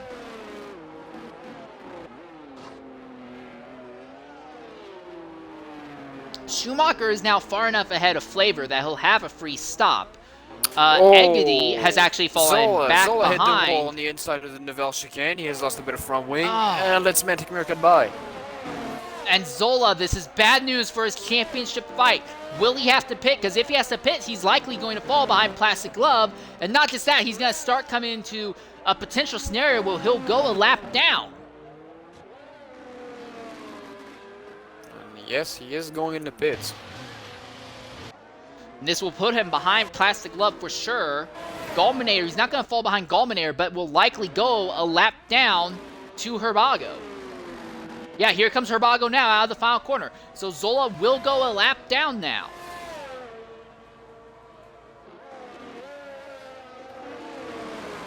Schumacher still staying on track on very worn hard tires. We know that when he does come in, he'll probably throw on mediums. I mean, you could throw on softs, but I don't know if the advantage would be strong enough to do so. Oh, the Alpine of Boothie. No more front wing. Something happened. Oh, and that's Meerkat who's right behind him. So Boothie, for all his bravado and all his charging, has now lost a bunch of time, and now Meerkat is going to be trying to get by him before Boothie pits. So now Meerkat has seen both Zola and Boothie, the drivers ahead of him, crash out. Meerkat might walk out of here with a top 6 at this rate. Oh, here's something else to watch. Herbie, on those fresh, hard tires, has caught Flavor, who has not yet made his stop.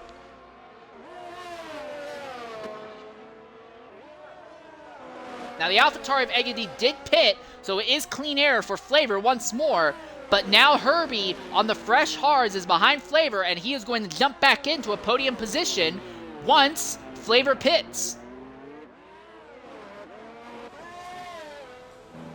In the pits is Boothie. As they're repairing the damage, he's going to fall behind Plastic Glove on track. He will stay ahead of Zola, though.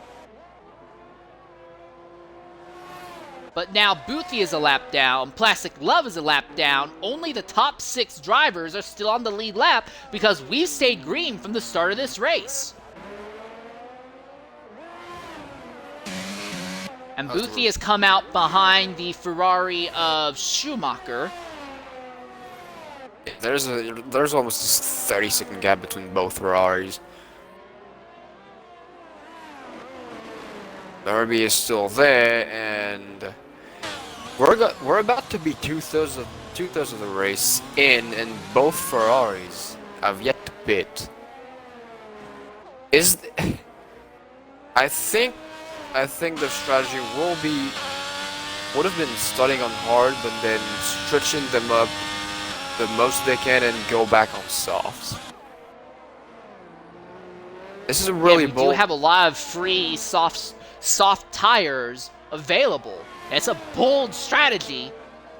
The thing is, I don't know if it's going to pay Schumacher much dividends, though, because we just not had enough accidents to warrant yellow flags. Plastic Glove in the pits now, and they're taking off medium rubber. Now, I thought Plastic could have gone a lot longer. Is there wing damage? Serving a time penalty. But no, it looks like they're not worried about the wings. They're just putting on soft tires. So I guess drivers are thinking that they can stretch it to the end on the softs now.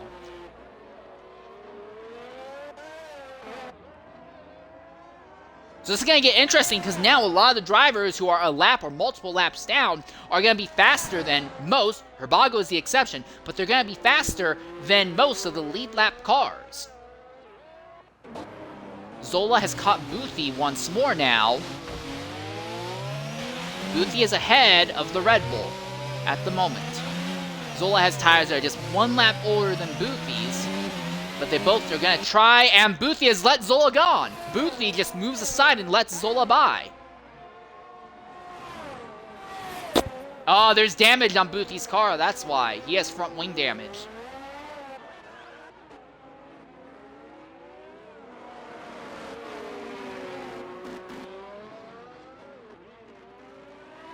So I'm running the math right now. I think Schumacher is basically locked into a second place finish. Flavor, though, he has stayed out for so long. When he pits, he's going to fall to about the 5th position. And I don't see any way he's going to be able to get by Collie Boy and Herbie. I think Flavor, Flavor's strength of tire conservation has been turned against him. And now Flavor is going to end up finishing in 5th instead of a potential podium. Gulminator, penalty for speeding coming into the pit lane. It's not going to help, but he is in. They're taking off the hard tire compounds and repairing the front wing because he has lost the entire front wing, and they're going to put on mediums to the end.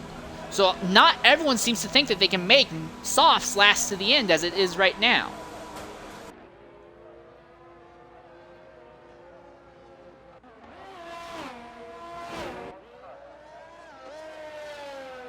Question is now, are softs meant to last exactly 15 laps or a little bit more, maybe 18? Yeah, gonna be closer to 16 for Zola and Love. Yeah, because Yeah, I don't know. That's a bold strategy. I don't know how confident I'd be in it.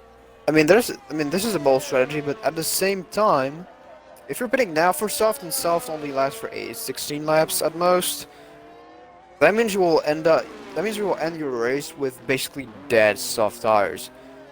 So contact on the outside wall by AK. Herbie has hit! Herbie has gotten involved in an accident trying to get by Flavor, and there's been an Alpine that has crashed behind. Was that Boothie? Yes, Boothie has crashed coming out of the Novell chicane as well. So Herbie has had an accident, Boothie has had an accident, Love has had an accident as well. So both Alpines have had accidents now. No, Plastic Love's not an Alpine. I'm sorry. God, sometimes the way that the cameras work out just confuse me. But Herbie has had an accident. They're going to have to throw on soft tires. He's going to lose a bunch of time now. So for Flavor, this is perfect. He should come in this lap if he can, and he might still be ahead of Herbie. I really don't know about that one. Oh no, Herbie is in this. Herbie's actually going to go a lap down, I think. Yeah, that would. Yeah, Herbie's going to go a lap down very shortly here. Unless Herbie is so much faster on the softs that he's able to outrun Herbago, but Herbago has had, frankly, X2 pace when everyone else is doing an X3 race here. Schumacher enters the stands. All right, finally we're seeing one of the two Ferraris making their stop. Medium tires. So they're throwing on mediums instead of softs in the Ferrari camp. All right. Only mediums? So, yeah, only mediums. Well, I mean, Schumacher's in a position that he'll still be fine. I think in the Ferrari camp they've kind of realized that a win is completely out of contention. Here comes Flavor. There's been an accident. That's a Red Bull. Meerkat has... Oh, and that's the Red Bull of Zola. No, that's not Zola. That's Constant Jet. Jet has had an accident in the Novell chicane. Meerkat has lost his front wing, and that's right in front of his teammate, Herbago. Herbago is being held up by his teammate with a damaged front wing. I mean, it shouldn't matter because Schumacher was in the pits, and Meerkat had Herbago had a massive advantage. Oh, Constant Jet is is facing that? the wrong way. Jet's... Oh, this is bad because I don't think he's going to be able to get facing the right way soon. Here comes the Alpine. There goes the Alpine. Jet needs to get going fast. Come on. Here comes his teammate Zola. Zola's going to go ahead and get by now. He's clear. He's clear. But Boothie and Meerkat now in the pits having to repair damage to their cars. Herbie is now and Constant Jet still is on the lead lap over Herbago. What? He knows he lost his front wing. There's Maybe no way he doesn't know that he's lost his front wing. No, there's no way he doesn't know. Boothie is in the pits. What's the advantage of this? Herbie! Sector Herbie 2. has crashed Herbie's out. out. And that's in the Novell chicane. That's not a yellow, though. No yellow flags. I mean, there's a yellow flag in that sector, we might go to the end of this race without a full course yellow. And Herbie, who has been running top 5, fighting for 3rd position all day, now out of it. Oh, this is a really dangerous spot if we have 2 people competing for the same space here. Yeah, it's not going to matter because now Constant Jet with that no front the wing car has been cleared. comes by. They've cleared it already, but this will help Zola. This will move him up into 6th at least, so it will negate some of the points loss he's been dealing with. Flavor will get back up into 4th now. And coming into the party is AK Herbie. Herbie, go ahead, include your audio. Fighting for the podium throughout most of the day, but now taken out of the race. What happened to Novell chicane there? Oh, obviously I caught damage early on into the race. I stuck on throughout the few laps that I was on. But I had to pit to obviously come onto the hards. As I come onto the hards, obviously I forgot to change my wing, so I still had wing damage when I come back out on the hards. Carried on through, started picking the pace up, started catching up with Flavor, and then all of a sudden I collected wing damage, full wing damage. I need to get back into the pits. So all of a sudden, go back into the pits, put my softs on, and obviously the pace difference and the way the car handles with the steering, it just caught me out. Really did catch me out, and I just clipped the inside corner of that chicane. Shame to see you knocked out like this, and you're not going to finish with any points, despite the fact that you're in the middle of a tight fight in the points championship. Do you think you'll be able to rebound next week, though? Next week, I think so. After what I've performed tonight, I thought that tonight I would be struggling, but I thought I've done really well up to that point. I had the pace that I wanted. Just unfortunate that I cut the curve and flip the wall. But yeah, bring on next week. I think I should be fine, and fingers crossed we'll be up on the podium. All right. Thanks for jumping in and talking with us, mate. It's a shame to see your day end early like this. Well, typical. Anyway, cheers, guys. All right, Gallminator had an accident while we were talking with Herbie and was briefly blocking the track in between the last 2 corners. He went ahead, came into the pits to repair the front wing, but they kept him on the same set of worn hard tires that he's going to be running likely to the end of this race now. But this has dropped him from 7th to 9th in the process. So not been a good day for the Alpine drivers, but both of them are still in the points-paying positions if they can just make it to the end of this race now. Actually, that brings us to the other thing. Zola is 6th. He's the only Red Bull in the points paying positions. Constant Jet is still 12th. Hasn't even officially overtaken Herbie on track yet. So it's not looking good for Red Bull's chances at walking out here with points. In both the Drivers' and the Manufacturers' Championship, this will be a great day for Ferrari. It could have gone better for Flavor. I think they haven't timed that final stop as well as they wanted to. Cauley is 10 seconds ahead of him. So it looks like Cauley will still end up on the podium instead of Flavor, but still, relatively strong day for the Ferrari camp. But the real strength, I'd say, is in the McLaren. Mantic Meerkat didn't even start in the top 10, but he is going to walk out here 5th. Herbago has basically led flag to flag, being well over a lap faster than the rest of the field today. I will also point out that despite being both drivers that haven't got much slack during the race, Gallminator and Boothie, both in the points. I mean, granted, that's Eggedy has had an accident. Eggedy has had an accident coming in, or something has gone wrong with Eggedy, at least trying to come into the tunnel because he was way off circuit, well, way off the racing line and extremely slow. I don't see damage to that car, but something is wrong with Eggedy, and I have to wonder, does he have fuel to make it to the end? Yeah, starts saving some fuel if he wants to cross the line.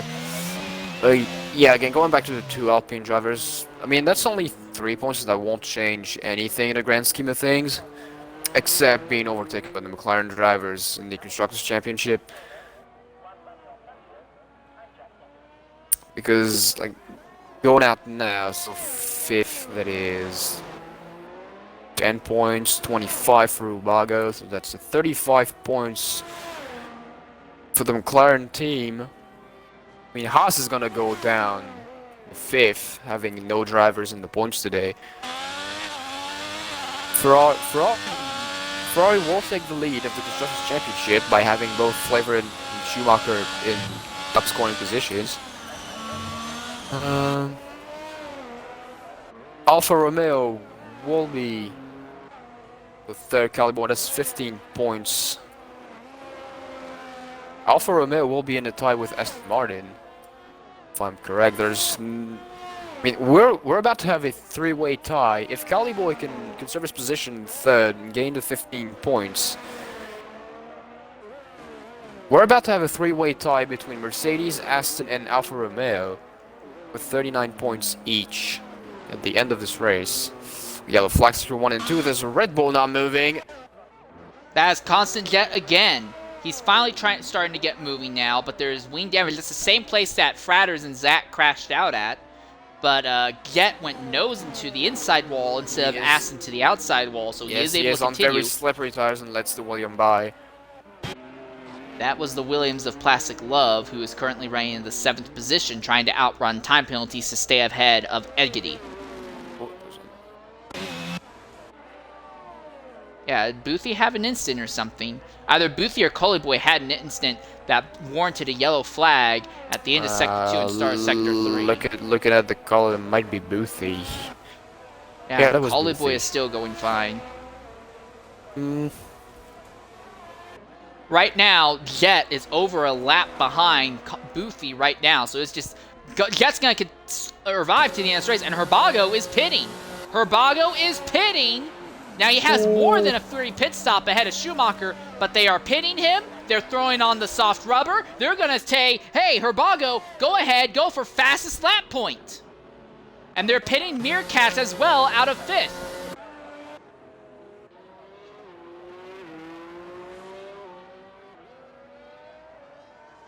This could get interesting. Can Herbago steal the fastest lap point in these closing laps of this event? He has been more than a second a lap faster than everyone else on even tires. How much faster is he going to be when he's on the freshest rubber in the field?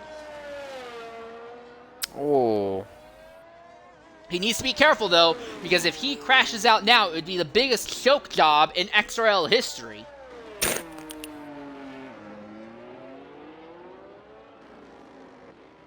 I think he's good enough, though. I'm not too worried about him crashing out. I'm just curious to see if he's going to get a fastest lap in here. This has dropped the interval between himself and Schumacher down to 19 seconds, but Schumacher is on worn mediums, Herbago now on fresh softs, so that gap is only going to increase, and there is absolutely nobody ahead of Herbago right now on track. As opposed, Schumacher is stuffed up behind the Red Bull of, I believe that is Zola. No, that's not Zola, that's Constant Jet. Jet will let Schumacher by. So yeah, now Schumacher can see the McLaren ahead, but that is, psych, not Herbago. That's the McLaren of Meerkat, who is currently a lap down. Only the top 4 drivers are going to finish this race on the lead lap. And now we follow Herbago. Let's see if he can get the fastest lap point in these closing 4 laps of this race. Oh, he's on plus 07 on fuel. Oh, that surely will be enough, but... Oh yeah, that'll definitely be enough. He can run full rich, and there's no way he's going to burn an extra 7 tenths in this final bit. He's already 0.8 of a second faster at the end of Sector 1.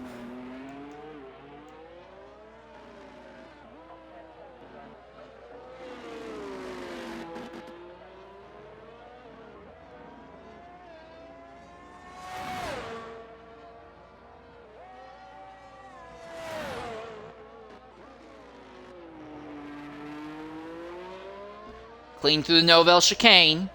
And now coming to the end of Sector 2. Herbago. And he's up a second and a half. Boothie has crashed out! Boothie has just crashed out in the final corner! This is going to compromise Herbago's lap! He is not on the No, it racing won't. line. Herbago's still in it. Yeah, Herbago's still in it at the line. Herbago, fastest lap point, the answer. No. I don't believe that is. He's up by 1.7 seconds. Oh, no, he is. It's a 112.846. Yeah, 112.846. Yep. Also, this accident may have happened early enough in the race that Jet might still be able to walk out here with one single point. We're going to try and get Boothie in here and hear what happened from his perspective. But it looked like he crashed trying to come into the pit lane. Or probably a little bit early on the gas, going out in the last chicane. Now Herbago has caught lap traffic. That's Plastic Love. Love Was will that, immediately step aside to let him by. Where was it? The Carlos Sainz and Sergio Perez, and oh no, that wasn't the exit of Portier. This season, I believe.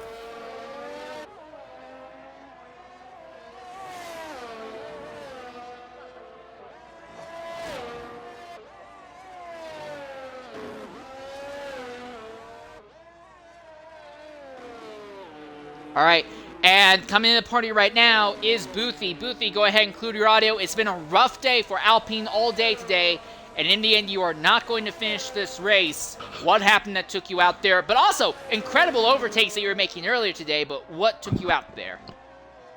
Well, come around the second to last corner.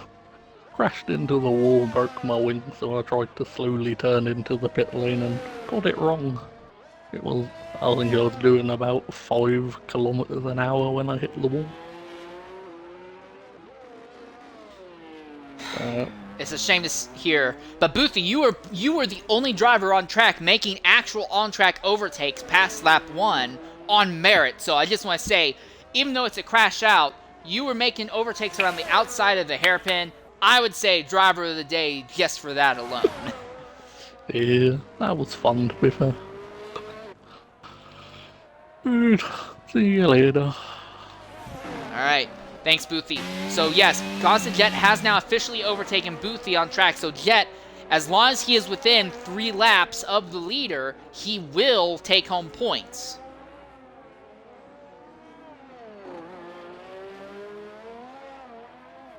Yeah, right now it's saying that he is 50 seconds off of Gallminator, and Gallminator is roughly only... Oh no, I'm reading that wrong. It's so hard. Also, Yeah. PZ, something else. It finally happened. At Monaco, of all places. It's the last lap. It's the last lap. It's the last lap. The game is not... Please do not screw that up. What I was waiting for Rubago. This is indeed the last lap, but please do not screw that up. Don't say anything. It ain't over till it's over. Play to win the game. Just let Rubago finish his lap as he is in the middle of sector 2. Exiting tunnel, and there's... Ooh. Oh no, that was just a Red Bull. Is Jet out of fuel? No, that was just a Red Bull letting Galminate go by, or Plastic Love go by. Oh, okay. He's exiting Tobacco, entering the Chiron chicane. Full chicane, very nice on the exit. A little bit of curb.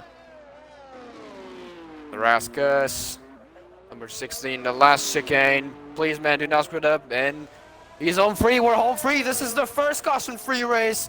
No safety car. Rubago takes it away. Flag to flag, victory by Herbago, flag to flag under green flag conditions, and of our 14 starters, 10 of them will finish this race. Schumacher throwing it down through the final chicane here and into the last 2 corners. He is going to take home 2nd place and will take home a nice solid points lead coming out of the day here today at Monaco. Meerkat will come home in 5th position, so that will be a great point stay for the McLaren team here. Collie Boy in 3rd is going to walk here. 3rd place for Collie Boy. This is going to be great. We're having a last fight between Flavor Oh no, and it's not! Boy. Flavor is making a run on him! Is Flavor going to try and take the podium off of Collie Boy in the last lap? I mean, he was looking for it. Full chicane. Nice and easy.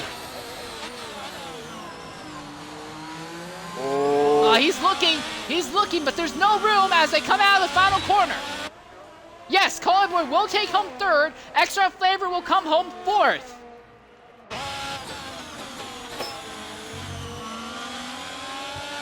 That was an incredible fight today, though. Now you can say it.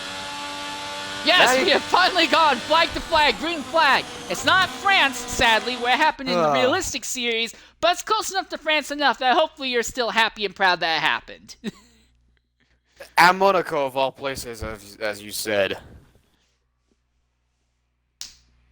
But to be fair, it's not like the game was glitched or bugged out. Like, we only had 4 outright accidents, and all of them happened in circumstances where there weren't a whole lot of other cars on track around them. I'm not surprised we didn't see a yellow flag.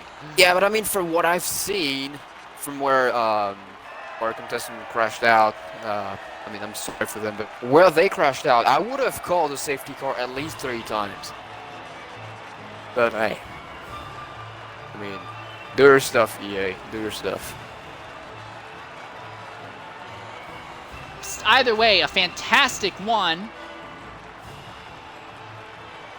Sad news from Herbago is that he does not have a mic today.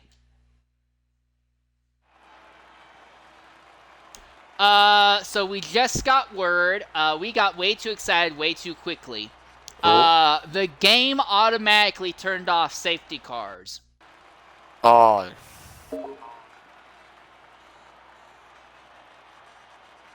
We can't have nice things, I guess. And sadly, we're not going to be able to talk with Herbago about his victory here. Yeah, I'm sorry for crude language, but can't have shit in this game. Ah! All right. Well, either way, coming into the party. The race was fun to watch, but still, this is. Oh. Yeah, that's deflating. All right, well, coming into the party right now is our second and third place finishers. We're going to talk first with our third place finisher, Collie Boy. Collie, a fantastic drive. You started third. You started third. You finished third, but it wasn't easy. Walk us through that race from your perspective, mate. A couple of early pit stops because I broke my wing. But other than that, it's a good race. Robago ran away with it. Schumacher as well. Well played. You did have to hold off that other Ferrari of flavor at the end there. Were you concerned at all at that point? Yeah, a little bit. Yeah, my tyres were at 77%, so I was just trying to nurse them the last couple of laps just to bring the car home. But got there in the end, got the podium, so more points on the board. All right, well, outstanding job, mate. It's great to see you pull home that podium finish. You absolutely earned it today. We also want to go ahead and talk about the second place finisher, Schumacher SF7. Schumacher, Q1, way overfueled car. You were sliding and nearly hitting the wall every single corner. Q2, pretty much the same sort of scenario, but then you threw on intermediates, put down the fastest lap. Q3, you start second in the race. You finish second. But it seems like you just didn't even have enough to stay in the same zip code as Herbago. What was that race like from your perspective? Not fun. I hate Monaco. Worst track by a country mile. I usually run no assists. Had full traction on. We explained why I was so slow. Because without traction control on full, I was in a wall every time I tried to do practice sessions at qualifying. I was starting on the hards and go run to late as I can, and I did that, and just kept consistent. Was leaving plenty of margin on the table, and just brought the car home basically because it's one of them tracks where you need to do that. All right, well, another win, sadly denied of you. You've come so close to victory so many times this season, but it's just not come yet. You will walk out here, though, with a grip on the points lead as your rival Zola didn't even finish on the lead lap or in the top 5. But the question now is, can you continue this momentum going forward into next week? I hope so. Azerbaijan, again, is one of them tracks where sector 1 and 3 are just straight line speed, and then you got the tricky sector where people will buy. So if you can keep it out of the wall in sector 2, you should do fine. But coming up is a good run of tracks for me. My favourites are coming up: Canada, Montreal, Britain, Austria. So all good run, but it's all about keeping the consistency for the rest of the season. And it don't matter if you don't finish first, as long as you finish in the top 5 every other week. You should be up there towards the end of the season. All right. Well, outstanding job, mate. Good job on retaking the points lead. Good job taking home second. And we look forward to seeing and hearing from you again in the future. Thank you. All right. Well, Peasy, I will say this. Even though the game turned off safety cars, the fact that we had no safety cars and the fact that Q1 and Q2 ended very early, we're actually well ahead of schedule. So that's a which is a good thing in most cases. But yeah, I mean, really good race to watch. I mean, and I'll say again, that one stopper from both Ferraris, I really thought both of you, Schumacher and your teammate Flavor, were about to switch to soft compound, but for some reason only stayed on medium. I can't grasp why. Can you explain your strategy, Cole? Reason why that was because tyres were at 60%, and to get to the end on softs, you would have needed to stop with 9 laps to go. And I weren't going to risk second place for a set of softs to go faster. I was going to pit for a set of softs at after Habago did, but me and my teammate in the party just said, "Listen, bring the cars home, get the points," and that's what we did. We basically, except for I did, Flavor was pushing still very hard to try and get third, which he comes so close. But that might still happen yet if I've got to send a clip in. So, yeah, I will explain to you guys after the interview is finished and the stream's ended. All right. Well, either way, good job, mate, and thanks for that. All right, Peasy, I'm just going to go ahead and say this.